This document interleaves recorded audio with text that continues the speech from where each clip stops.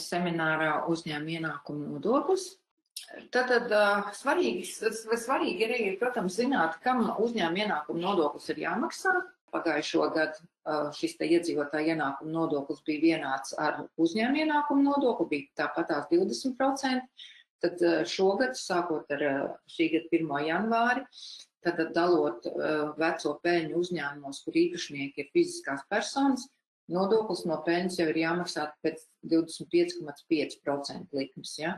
Tad par ūdeni mums ir ierakstīts šajos ministra kabineta noteikumos, kad ūdens, vai mēs tur nopērkam, nezinu, pudelēs lielākās, mazākās, tad tie visi ir saimnieciskās darbības izdevumi, bet tēja, kafija pati par sevi nav saimnieciskās darbības izdevums, ja mēs nepaskaidrojam neko sīkāk, tad divējādi vai nu kā apliekamās bāzes samazinājumu vai kā reāli nodokļu atmaksu. Ja, tad šajā gadījumā ir iespējama arī nodokļu atmaksa.